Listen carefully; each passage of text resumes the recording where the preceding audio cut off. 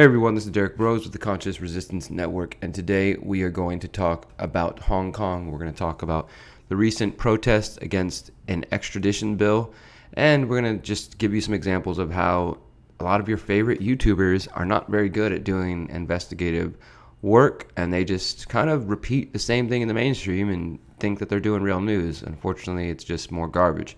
But before we do that, I want to remind you guys to bookmark theconsciousresistance.com, where you can get all of our latest content. And I know I say this every video, but seriously, bookmark our website so you can get everything. Go to the website, get used to visiting websites again. Stop relying on social media. Actually visit your favorite websites and content creators so that you can make sure to see their content.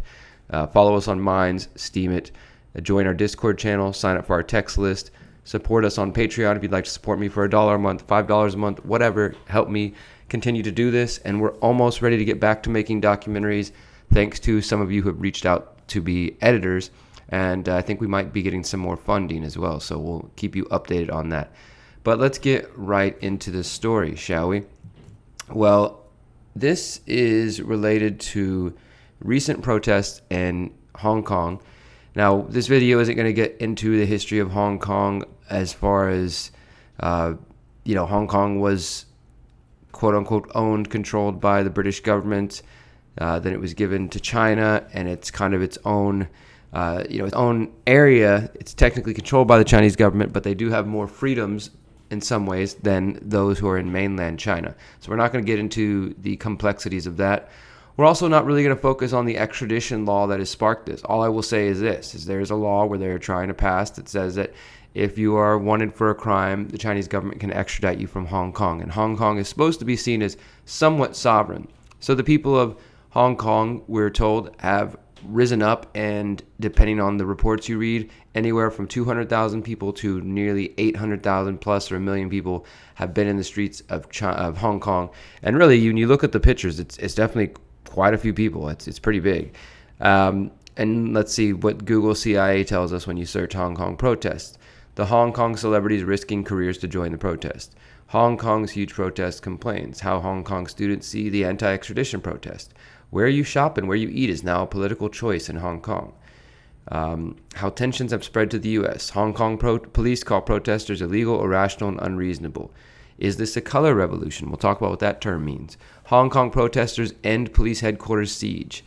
And on and on and on. And all this is just all over the mainstream, how Hong Kong protesters face a powerful enemy. So, yeah, that's going on, right? Well, I decided to do a little deep dive and to look further into these things because for anybody who's been around for, a minute or so, you start to understand that the United States government, the Western governments, they use what are known as NGOs, non-governmental organizations, as well as think tanks and nonprofits, what I call the nonprofit industrial complex, to basically to try to foment division and chaos in other nations where they would benefit from that. And this is what sometimes is called a color revolution. Now, in the mainstream, they'll tell us the people are rising up. Look what's happening in Libya. Look what's happening in Tunisia. Look what's happening in Egypt. It's just a spontaneous uprising of people, yes, and freedom and democracy, and we all must support it if you're a good, loving, kind, caring, compassionate person. And that's what we're told. And oftentimes they do lead to toppling and overthrowing established leaders, and sometimes the installation of new governments and things of this sort. However, in the long term, these quote-unquote color revolutions end up serving Western interests more than they do, I would say, the people at the ground. Now, I'm not sitting here and saying that the people who are protesting, because let me show you one of these pictures. There's, let me see if we can see the pictures. There's millions. I mean, there's hundreds of thousands, I'll say. Look at these pictures of people in the street, and I would say they really believe in the cause they're in, just like American protesters go to the streets and they really believe in the issues and the causes that they're fighting for, especially when they're told this threatens their livelihood. But it's always important to look at who's pulling the strings and who might be manipulating things from behind the scenes, as we know that certain individuals do these kind of things. Now, some of you out there, especially on the right wing, y'all tend to focus on George Soros as if he's the only one that's funding different protests and different movements. Definitely it's something that he's involved in, but it's not just a left-wing thing. It's not just a leftist thing, okay? It's people that manipulate both sides of the political spectrum, all sides really, for their own purposes. So I started to look into this whole thing, and there's one kid, he's 22, I'll call him a kid, but he's been involved in these protests since he was 17. So for like the last 5 or 6 years, he's been reported in the mainstream media as one of the leaders or the initial, cause of the protest. His name is Joshua Wong. Now you may have heard this. Joshua Wong Chi-Fung, born in 1996, Hong Kong student activist and politician who serves as Secretary General of the Pro-Democracy Party. He was previously convener and founder of the Hong Kong student activist group Scholarism. Now, Scholarism is kind of the philosophy that they're saying, it's the group and the philosophy that they're saying is behind all this. It says Wong first rose to international prominence during the 2014 Hong Kong protest, and his pivotal role in the Umbrella Movement, which again is basically the name that they're giving for this particular protest movement here. He was nominated as 2014 Person of the Year. He was further called one of the world's greatest leaders by Fortune magazine and nominated for the Nobel Peace Prize. And we all know how great the Nobel Peace Prize, everybody from Henry Kissinger to Obama, the drone king, have been nominated for the Nobel Peace Prize. It's a joke, right? I'm not saying everybody who's ever been awarded is a propagandist, but it can definitely be used as a tool for propaganda. And we also, I think, is important to be skeptical once you start seeing somebody like this propped up. We saw this in Syria with the white helmets, right? They got a documentary, they were given an award, and just told, everybody in the world was told how great they were. Well, this kid was given Person of the Year, called one of the world's greatest leaders by Fortune magazine, and then nominated for the Nobel Peace Prize, all before he turned 21 years old. Pretty crazy. And it's quite an accomplishment if it's legitimate.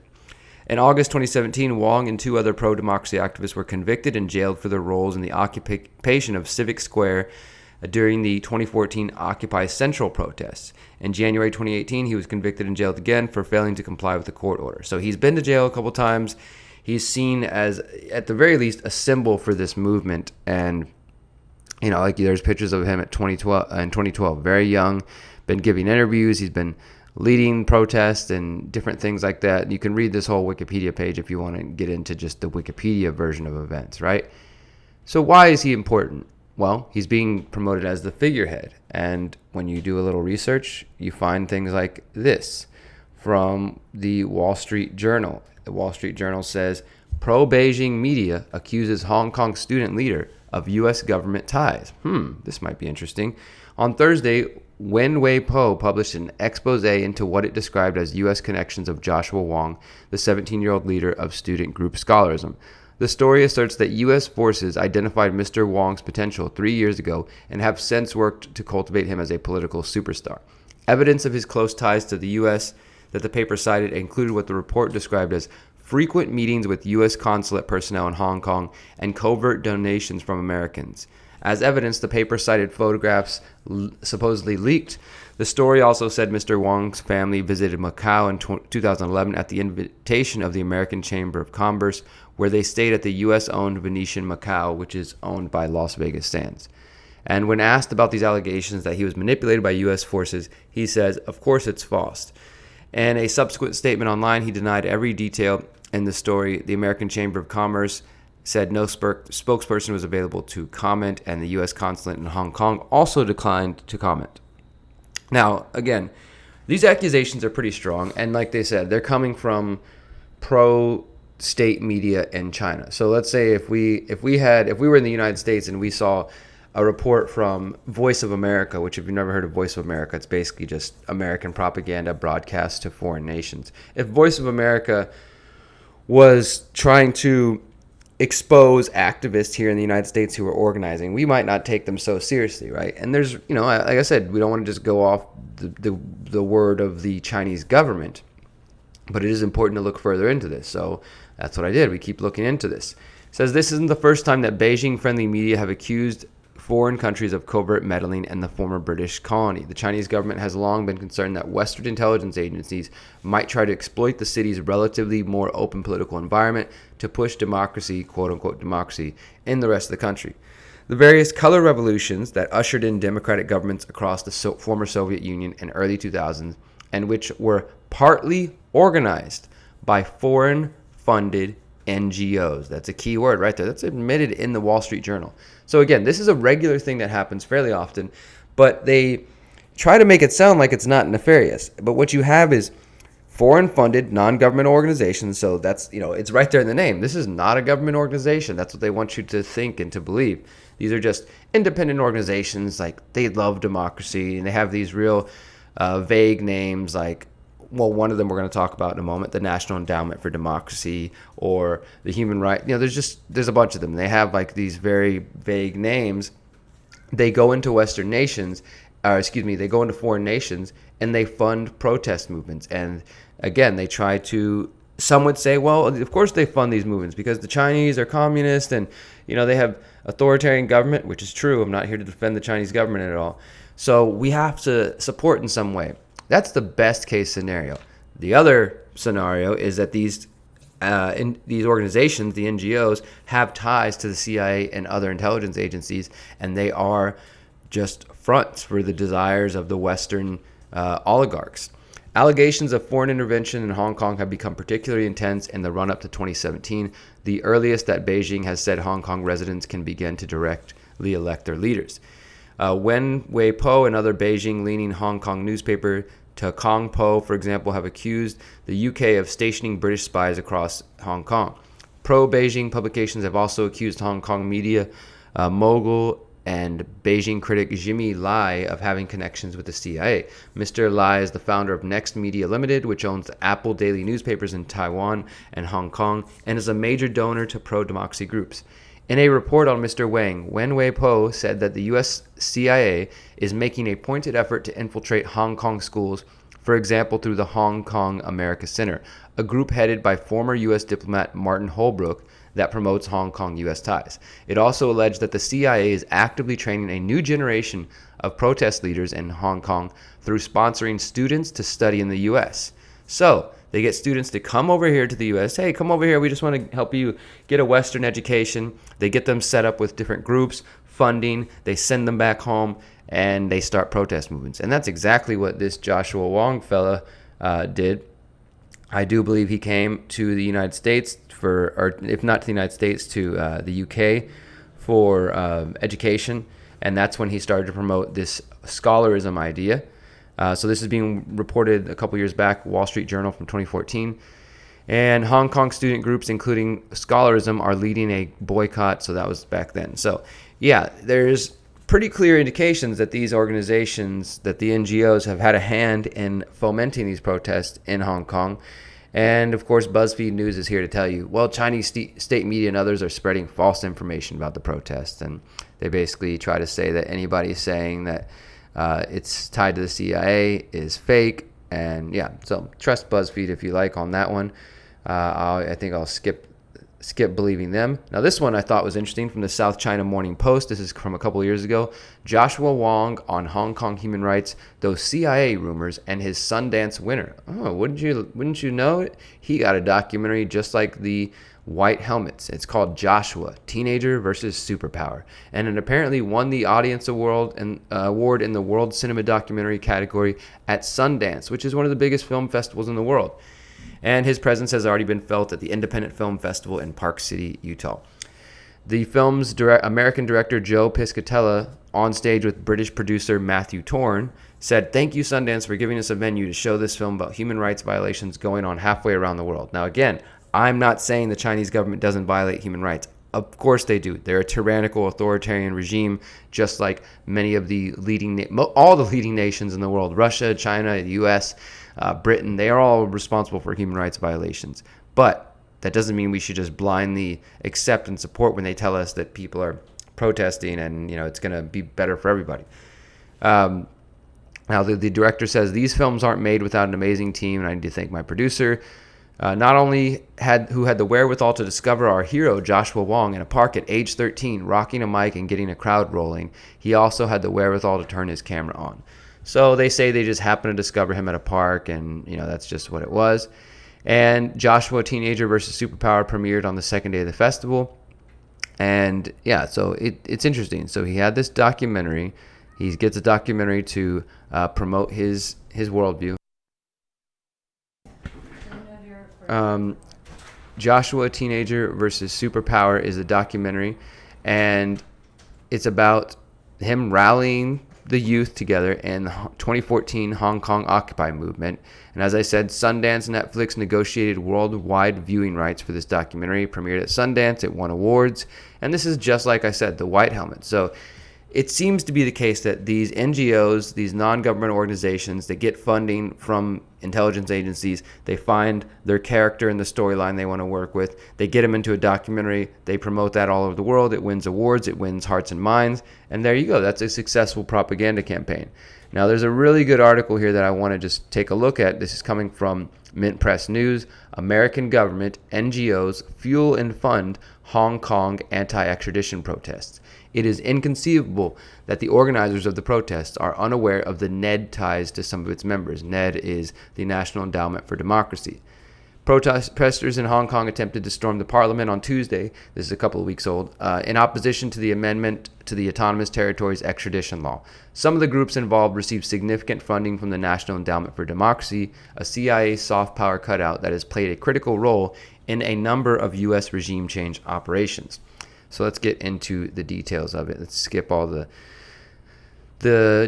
mainstream BS. Here we go. The U.S. agenda ripples through major NGOs. Like the U.S. government, the NGO industrial complex appears to be wholly on board. Some 70 non-governmental organizations, many of them international, have endorsed an open letter urging for the bill to be killed. And it is signed only by 3 directors, Amnesty International, Human Rights, and the Hong Kong Human Rights Monitor. The protests mark the latest flare-up in long-standing tensions, which, as I said, go back to 2014. Now, let's get into it a little further. Alex Rubinstein, the author of this article, tweeted out, "Something about the Hong Kong protest messaging seems tailor-made for a Western audience. Most of the signs I'm seeing also happen to be in English." Interesting. There's also signs, Game of Thrones kind of signs. Maintaining Hong Kong's distance from China has been important to the U.S. for decades. One former CIA agent even admitted that Hong Kong was, quote, a listening post. And Mint Press News has previously reported that the National Endowment for Democracy was founded in 1983 following a series of scandals that exposed the CIA's covert actions against foreign governments. It would be terrible for democratic groups around the world to be seen as subsidized by the CIA. NED President Carl Gershman told the New York Times in 1986, "We saw that in the 60s, and that's why it has been discontinued. We have not had that capability of doing this, and that's why the endowment was created." Another NED founder, Alan Weinstein, conceded to the Washington Post that a lot of what we do today was done covertly 25 years ago by the CIA. The National Endowment for Democracy has 4 main branches, at least 2 of which are active in Hong Kong, including the Solidarity Center and the National Democratic Institute, which has been active in Hong Kong since 1997, and funding for Hong Kong-based groups has been consistent, says Louisa Grieve, Vice President of Programs for Asia, the Middle East, and Africa. So they've been active in there for quite some time. What kind of money are they spending? 2018, National Endowment for Democracy granted $155,000 to the Solidarity Center and $200,000 to the National Democratic Institute to work in Hong Kong, and another $90,000 to another group, which is not necessarily a branch of NED, but is a partner in Hong Kong. So between 1995 and 2013, they received more than $1.9 million funds from the National Endowment for Democracy, which again is doing the work of the CIA according to the people themselves involved in it. And it goes on and on. This is just one example of what are called non-governmental organizations. My buddy James Corbett did a little mini documentary a couple months back about the Trojan horse that is NGOs and how this whole thing happens. It's not just the National Endowment for Democracy. It happens all over the place. And you can go look at their website if you want to see more about them and see what they're about. And of course, they say they're supporting freedom around the world. That's all they are, just a simple non-governmental organization made up of good people who use funds to support and spread freedom around the world. That's all it is, nothing really to worry about. And I found this from the anti-New York Times, which goes a little deeper into who Joshua Wong is and some of the CIA connections. I'm not going to just rehash it too much, but it goes back to the Obama administration, and it's been going on for quite some time. So it's not just happening under the Trump administration. It's been happening for a while. But as I said, this is even noted in Wall Street Journal, which is a mainstream publication. The rest of the mainstream, if you look up the protest, all they're going to tell you is that, well, it's something beautiful. People are fighting for their rights. They're standing up to the the authoritarian Chinese government trying to take control of Hong Kong. And look, I'm not saying I support this extradition bill by any means, and absolutely people probably should be fighting it and pushing back. People should be pushing back at government at every turn, every opportunity they have. But just like we see in the US, where all of a sudden these protest movements spark up overnight and people end up on the streets holding pre-made signs. There's funding going on. The March for Our Lives, for example, the call for taking away guns from people. These things don't just happen overnight, and they come from somewhere. And I want to show you just a quick video that I did. I don't know how many years ago I did this one, but it was sort of on the similar idea. And this is, the Chinese situation that we're showing right now is just an example of that.